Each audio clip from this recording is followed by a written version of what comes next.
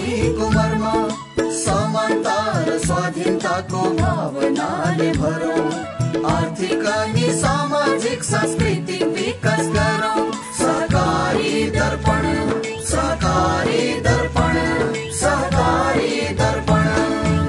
नमस्ते, सहकारी दर्पण कार्यक्रमबाट आज हामी अर्को एउटा नयाँ श्रृङ्खला लिएर उपस्थित भएका छौं। अहिले हामी भूकम्पबाट सृजित कठिन परिस्थितिलाई झेल्दैछौं, जीवनचर्यालाई सहज बनाउने प्रयास गर्दैछौं, हाम्रा नियमित दैनिकीलाई सुचारू गर्ने प्रयत्न गर्दैछौं। यसको अर्को विकल्प पनि छैन। यिनै कार्यमा बल पुर्याउन सहकारी संस्थाले गरेका अनुकरणीय कार्यलाई प्रेरणाको रूपमा उपयोग गर्न सकिने विश्वासका साथ कार्यक्रमलाई अगाडि बढाउँदै आएका छौं। आजको श्रृङ्खला पनि यसैको एउटा नियमितता हो।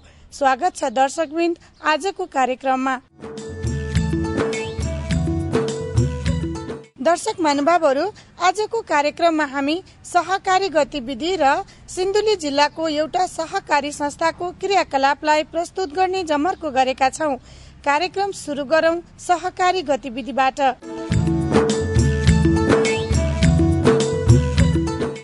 राष्ट्रिय सहकारी संघ र आन्तरिक राजस्व विभागको संयुक्त आयोजनामा यही 2072 साल जेठ 25 गते सहकारीमा कर विषयक अन्तर्क्रिया कार्यक्रम राष्ट्रिय सहकारी संघको सभाकक्ष पुलचोक ललितपुरमा सम्पन्न भयो।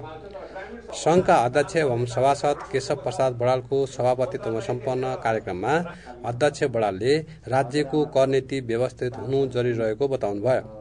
उहाँले सहकारी सामाजिक व्यवसाय भएकोले यसले सामुदायिक दायित्व पूरा गरेको हुँदा राज्यले पनि सहकारीलाई बुझ्न जरुरी रहेको धारणा राख्नुभयो। राष्ट्रिय सहकारी संघका पूर्व अध्यक्ष दीपक प्रकाश बास्कोटाले राज्यको सहकारी प्रतिको कर नीतिमा सरलीकृत हुनु जरुरी रहेको बताउनुभयो। राष्ट्रिय सहकारी संघका उपाध्यक्ष एवं सभासद ओमदेवी मल्लले धन्यवाद ज्ञापन गर्नुभएको कार्यक्रममा सहकारी तथा गरिबी निवारण मन्त्रालयका सहसचिव सुरेश प्रधानले सहकारीमा कर न्यायपूर्ण हुनुपर्ने विचार व्यक्त गर्दै सहकारी मार्फत सदस्यहरूको आर्थिक, सामाजिक एवं सांस्कृतिक पक्षमा ध्यान दिनुपर्ने बताउनुभयो। आन्तरिक राजस्व विभागका महानिर्देशक चूडामणि शर्माले सहकारी मैत्री र न्यायपूर्ण कर बढी उपयुक्त हुने बताउँदै सहकारी र कर बीचको द्वन्द्व कम गर्नका लागि संयुक्त कार्यविधि निर्देशिका जरुरी रहेको बताउनुभयो। संघका वरिष्ठ उपाध्यक्ष मिनराज कणेलले स्वागत गर्नुभएको अन्तर्क्रिया कार्यक्रममा सहकारी विभागका रजिस्ट्रार काशीनाथ मरासिनी, राष्ट्रिय सहकारी विकास बोर्डका निर्देशकद्वय कृष्ण प्रसाद दाहाल र शिव प्रसाद घिमिरे, केन्द्रीय सहकारी संघका अध्यक्ष लगायत सहकारी कर्मीहरूको उल्लेख्य सहभागिता रहेको थियो। कार्यक्रममा संघका वरिष्ठ प्रबन्धक चित्रा कुमारी सुब्बाले नेपालको सहकारी क्षेत्रमा करका सवालहरू विषयक प्रस्तुत गर्नुभएको कार्यपत्रमाथि सहभागीहरूले छलफल गर्दै महत्त्वपूर्ण सुझावहरू दिएका थिए। सहकारी गतिविधिपछि अब प्रस्तुत गर्दैछौ सिन्धुली जिल्लाको खनिया खर्क स्थित महाभारत दुग्ध उत्पादक सहकारी संस्थाले सञ्चालन गरेका क्रियाकलापहरू आजको संस्था चिनारीमा।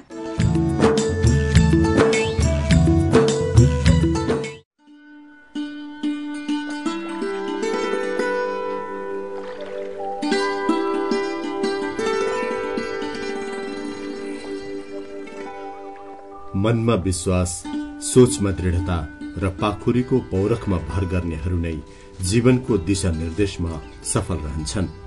हाम्रा आदर्श, हाम्रा प्रेरणा र हाम्रो नैतिकताले सधैँ यही सिकाएको छ। चाहे जतिसुकै अप्ठ्यारो परिस्थिति किन नहोस्, त्यससँग जुझ्ने साहस र शक्तिका साथ अघि बढ्नेहरूलाई कुनै अवरोधले छेक्न सक्दैन। भूकम्पबाट सिर्जित आजको अवस्थामा पनि यही बल र उत्साहको खाँचो छ। असल अनुसरणको आवश्यकता छ। यसैको प्रयास स्वरूप आज हामी सिन्धुली जिल्लाको रतनचुरामा रहेको महाभारत दुग्ध उत्पादक सहकारी संस्थाको क्रियाकलापको सेरोफेरोमा रहेका छौं। विक्रम सम्वत 2064 सालदेखि विधिवत सञ्चालनमा आएको यस सहकारी संस्थाले सानो सानो लगानीको माध्यमबाट सदस्यहरूको जीवन स्तर माथि उकास्ने अभियानमा लागि परेको छ। प्रत्यक्ष रूपमा चाहिँ किसानले चाहिँ हाम्रा शेयर सदस्यले चाहिँ आर्थिक लाभको लागि चाहिँ हामीले दुध संकलनमा बढी जोड दिएका छौं। अब हामीले अहिले यो रतनचुरा गाविसमा संकलन केन्द्र राख्यौं। त्यस्तै अब हामीले चाहिँ बढाउँदै जलकन्या गाविस, भद्रकाली गाविस, तीनपाटन बेलगारी, अनि मरिन साइड, खुरकोट लगायतका ठाउँमा चाहिँ माहाबार दुग्ध सहकारी संस्थाको नेतृत्वमा चाहिँ जिल्ला सङ्घको नेतृत्वमा हामीले चाहिँ दुग्ध सङ्कलन केन्द्रहरू स्थापना गर्दै अब जिल्लाको आर्थिक स्थिति बढाउनको लागि सहकारी माध्यमबाट चाहिँ हामीले अगाडि बढाएका छौँ। हामीले 40 लाख रुपियाँ पैसा चाहिँ युवा स्वरोजगार कोषबाट ल्याएका छौँ। त्यसबाट हामीले सबै चाहिँ हामीले हाम्रो चाहिँ भैँसी चाहिँ यो महाभारत बेल्टमा भैँसीको दुध राम्रो र भैँसी पाल्न पनि रोग त्यति नलाग्ने हुने हुनाले हामीले सबै भैँसीमा लगानी गरेका छौँ। उहाँहरूको चाहिँ बिमाको व्यवस्था मिलाएका छौँ। हामीले किसानको दुध चाहिँ उत्पादन गरेको सामान संस्थै मार्फत चाहिँ संस्थाको नेतृत्वमा बजार मार्केटमा एउटा कोसेली डेरी उद्योग चाहिँ सहकारीसँगको सहकार्यमा सञ्चालित गरिएको छ। हामीले अझै चाहिँ हाम्रा सङ्कलन केन्द्र गाउँ गाउँ छरिएका दुधलाई एकमुष्ट बनाएर त्यसलाई सङ्कलित पारेर अनि जिल्ला केन्द्रित गरेर यो चाहिँ गाउँ गाउँ छरिएको दुध चाहिँ जिल्ला केन्द्रित गर्ने, जिल्लाको पैसो गाउँमा पठाउने काम चाहिँ अहिले हामीले गरेका छौँ। सहकारी संस्थाले गरेको प्रयास स्वरूप सदस्यहरू गाई भैँसी पालनको माध्यमबाट सहज तवरले आफ्नो जीवन गुजारा गर्न सक्षम भएका छन्। सहकारी मार्फत चाहिँ ऋण लिएर भैँसी पालेका छौँ होइन। ऋण हामीले 50,000 ल्याएको छौँ। दुध कति उत्पादन हुन्छ दैनिक दुध भनौँ 9-10 लिटर हुन्छ।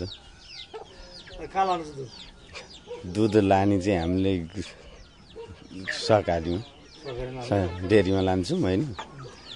अनि त्यसबाट चाहिँ अब पहिले अब यो सहकारी नबस्दा चाहिँ हामीलाई अब यो गाह्रो थियो यही दुध खपत गर्न नि होइन। गाउँ सिन्धुली पुर्याउनु पर्थ्यो।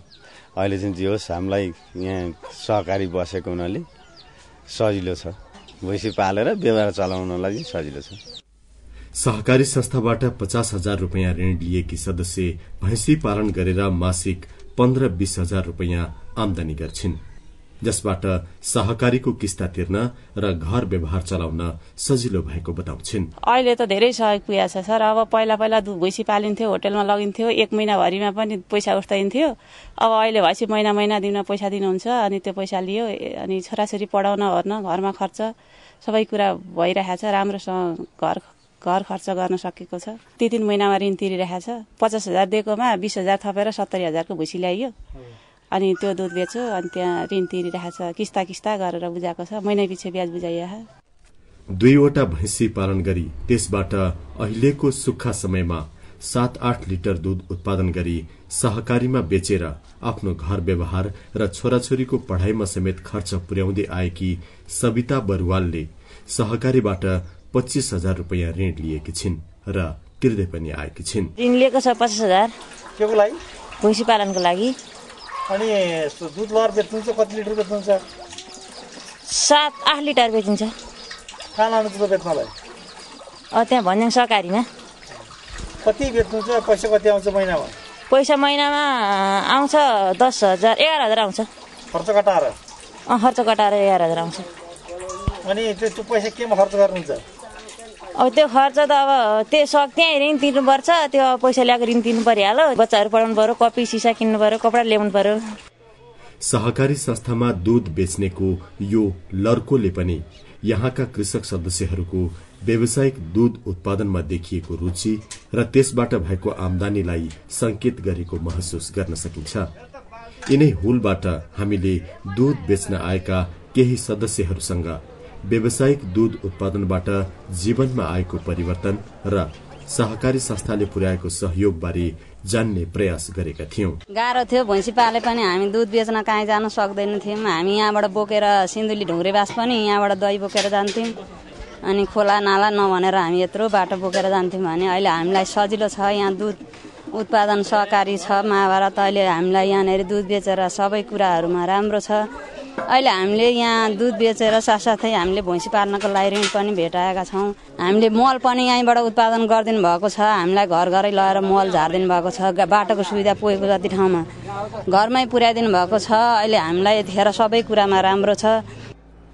सदस्यहरूको समूहबाट अर्का एकजना सदस्य सीताराम थापा। म दुध ल्याउँछु अहिले अब 2टा भैँसी पालेको छु मैले अनि दुध ल्याएको मेरो राम्रै छ आम्दानी। कति लिटर दुध ल्याउनुहुन्छ? म 6 लिटर आउँछ मेरो दिनमा। 6 लिटर आउँछ। अनि पैसा कतिको दिनमा पाउनुहुन्छ?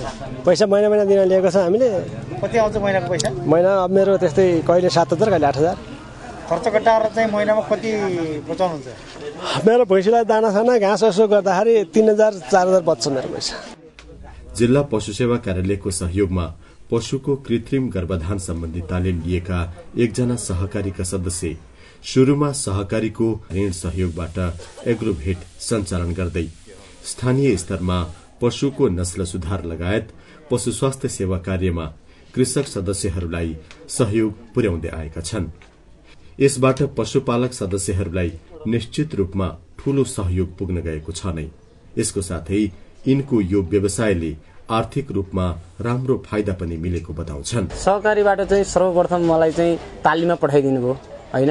म तपाईको यो सुनसरीको क्षेत्रीय पशु निर्देशनालयबाट तालिम लिएँ 15 दिनको तालिम लिइसकेपछि पश्चात अनि हामीलाई तालिमबाट पठाइयो यहाँ। त्यस पछाडि जिल्ला पशु सेवा कार्यालयबाट यो महाभारत दुग्ध सहकारी संस्थालाई एउटा चाहिँ प्राविधिक भनेर पठाइदिनु भयो। यहाँ बसेर काम गर्न थालिसकेपछि अनि मैले उहाँहरूसँग चाहिँ मैले सल्लाह गरिसकेपछि उहाँहरूले मलाई 1,75,000 रुपियाँ लगानी गरिदिनु भयो। योबाट लगभग महिनामा अब आफूलाई नाफा 15-20 हजार रुपियाँ महिनाको नाफा खर्च कटाएर आउँछ। विदेशमा लामो समय रोजगारी गरी स्वदेश फर्केर गाई पालन गरी त्यसबाट अहिलेको सुक्खा समयमा 60-70 हजार मासिक कमाई गर्ने र उपयुक्त मौसममा मासिक करिब 90 हजारसम्म आमदानी हुने गरेको बताउने एकजना सदस्य जसले व्यावसायिक रूपमा करिब 4.5 वर्ष अघिबाट गाई पालन व्यवसाय थालेका हुन्। सहकारी संस्थाबाट 2 लाख रुपियाँ ऋण लिई शुरू गरेको यो फार्ममा अहिले 16 वटा गाई रहेका छन्। विदेशको यात्रादेखि स्वदेशमा फर्केर गरेको उनको अनुभव यस्तो छ। यो प्रेरणा चाहिँ मेरो खास गरी हो नि विदेशले दिएको। जब म साउदी गइसकेपछि तपाईको त्यो मरुभूमिमा चाहिँ तपाईको त्यस ठाउँमा पनि तपाईको त्यहाँ चाहिँ तपाईको ऊँट तपाईको भेडा च्याङ्ग्रा चाहिँ त्यत्रो उत्पादन पाल्न सकेका छन् उनीहरूले चाहिँ तपाईको दाना र त्यहाँ घाँस किनेको भरमा भन्ने हुन्। हाम्रो देशमा चाहिँ तपाईको त्यत्रो प्रकृतिले दिएको छ, त्यत्रो हरियाली छ, त्यत्रो ठाउँ छ र यहाँ चाहिँ आएर चाहिँ हामी तपाईको 12 घण्टा चाहिँ उनीहरूको अन्डरमा चाहिँ आफ्नो पसिना बगाएर चाहिँ 12 घण्टा चाहिँ हामी कुनै न भोक न प्यास उनीहरूको एउटा अन्डरमा चाहिँ काम गर्नुपर्ने। त्यस कारणले चाहिँ अझै म आफ्नै देशमा गएर चाहिँ आफ्नै उसमा चाहिँ केही गर्छु भन्ने उद्देश्यले आइसकेपछि के गरौँ त भन्दाखेरि 2टा भैँसी थियो। भैँसीमा चाहिँ भैँसी भइसकेपछि त्यो भैँसीलाई चाहिँ बेचेर हाम्रो कोसेली डेयरी चाहिँ नवराज सरसँग गएर मैले सल्लाह गरेँ। त्यहाँबाट चाहिँ मैले तपाईँको 3 लिटर दुधबाट चाहिँ कोसेली डेयरीमा सुरुवात गरेको र एउटा प्रेरणा चाहिँ जस्तै महाभारत दुध उत्पादक सहकारी संस्था मार्फत चाहिँ उहाँहरूकै देन हो र उहाँहरूले पनि सरसहयोग गरेर मेरो जुन मैले आफ्नो उत्पादन गरेको चाहिँ दुधलाई पनि आनाकानी नगरेर चाहिँ गरिदिनु भएको भएदेखि यो अवस्थामा अहिले म आइपुग्ने अवस्था थिएन। महाभारत दुग्ध उत्पादक सहकारी संस्था सञ्चालनको करिब 7-8 वर्षको अवधिमा यसको कार्यक्षेत्र लगायत कारोबारको अवस्था कस्तो छ त यो जिज्ञासा हामीले संस्थाका व्यवस्थापक सामु राखेका थियौं। यसको अहिले शेयर पुँजी चाहिँ 94,000 छ। जम्मा महिला चाहिँ 35 पुरुष 52 गरी जम्मा 87 जना शेयर सदस्यहरू छन्। संस्थाको कार्यक्षेत्र त रतनचुरा गाविसको 1 देखि 9 पुरै, जलकन्याको 1 देखि 7, भीमेश्वरको 8 र 9, 3 कन्याको 9 नम्बर र कनपाको 6 र 9 नम्बर। संस्थाले सञ्चालन गरेका क्रियाकलापको आधारमा निश्चय नै यस क्षेत्रमा व्यावसायिक दूध उत्पादनले राम्रो प्रभाव पारेको महसुस गर्न सकिन्छ। यसले तुलनात्मक रूपमा सदस्यहरूको जीवन स्तरमा कस्तो प्रभाव पारेको छ त संस्थाका अध्यक्ष। हिजोको अवस्था र आजको अवस्थामा धेरै चाहिँ परिवर्तन भएको छ। हिजोको अवस्थामा दुध बेच्ने अवस्था थिएन कि सिन्धुली माडी बजारमा 3 घण्टाको बाटो बोकेर पुर्याउनु पर्थ्यो, त्यो पनि बिक्री हुँदैन थियो। अब अहिले चाहिँ उहाँहरू चाहिँ घरैबाट छेउमै चाहिँ दुग्ध सहकारी संस्थाले चाहिँ सङ्कलन केन्द्र स्थापना गरिदिएको छ, पैसाको चाहिँ ग्यारेन्टी गरिदिएको छ, अब ऋणको ग्यारेन्टी गरिदिएको छ। यो व्यावसायिकमुखी चाहिँ हामी गर्नुपर्छ भनेर गइरहेका छौँ। अब 5वटा भैँसी चाहिँ हामी हर चाहिँ सेयर सदस्यलाई बनाउने हाम्रो लक्ष्य छ। सहकारी मार्फत दुग्धजन्य व्यवसाय विकासको लागि जिल्ला सहकारी संघले पनि सहयोग पुर्याउँदै आएको छ। संघले अब विभिन्न निकायसँग संस्थाहरूलाई एउटा आबद्ध गरिदिएर त्यहाँ क्रियाशील बनाएर अनुदानहरू उपलब्ध गर्ने र भेटनरी, खास गरी भेटनरी कार्यक्रम, भेटनरी कार्यालयले कृत्रिम गर्भधारण मिसन खडा गरेको छ। गत वर्षदेखि अहिलेदेखि हाँस मिसन आएको छ। ती मिसनहरू हाम्रा संस्थाहरू मार्फत किसानहरूलाई हामीले घाँस वितरण र कृत्रिम गर्भधारण केन्द्रसम्म का कर्मचारीहरूलाई बोलाएर कृत्रिम गर्भधारण गराउने र भर्खरै यो बाटो पनि बिपी राजमार्ग भर्खरै क्लियर भएर बाटो सम्पन्न भइसकेको अवस्थामा अब चाहिँ विभिन्न निकायहरूबाट यसतिर कार्यक्रमहरू आरम्भ गराउने र अरू दुधसँग सम्बन्धित निकायहरू, पशुपालनसँग सम्बन्धित निकायहरू यहाँ आएर बढीभन्दा बढी आफ्नो कार्यक्रमहरू फ्लो गरेर हामी मार्फत हामीसँग समन्वय गरेर काम अगाडि लाने जमर्को भइरहेको छ। सदस्यहरूलाई दूध उत्पादनको क्षेत्रमा अझै व्यावसायिक बनाउँदै लैजाने उद्देश्य लिएको यस महाभारत दुग्ध उत्पादक सहकारी संस्थाले जिल्ला पशु सेवा कार्यालयको सहयोगमा सामुदायिक पशु प्रजनन केन्द्रको स्थापना समेत गर्दै लगेको छ, जसबाट पशुको नस्ल सुधार लगायतका कार्यमा सहयोग पुगेको देखिन्छ।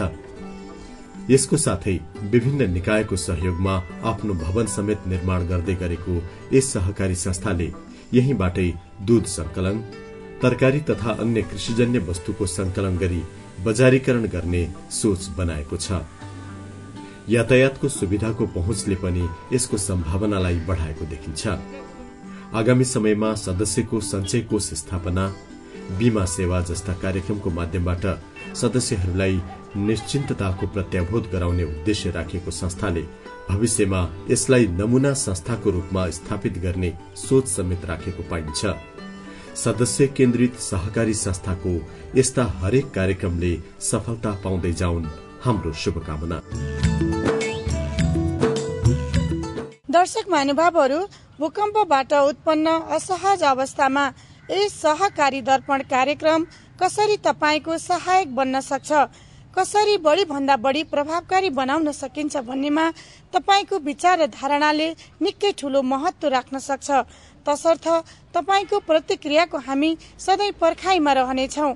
यसको लागि हाम्रो ठेगाना हो राष्ट्रिय सहकारी विकास board, Pulchowk, Lalitpur, post box number 5717, phone number 5010-131, email coopdates@gmail.com। तपाईँ आफूले चाहेको समयमा हाम्रो वेबसाइट www.ncdb.org.np मा गएर कार्यक्रम हेर्न सक्नुहुनेछ। हवस् त दर्शक महानुभावहरू, आजको हाम्रो निर्धारित समय सकिने लागेको छ। आगामी शनिबार साँझ 6:05 मा भेट्ने बाचा गर्दै आजको कार्यक्रमबाट हामी सबै बिदा चाहन्छौँ। नमस्ते, जय सहकारी।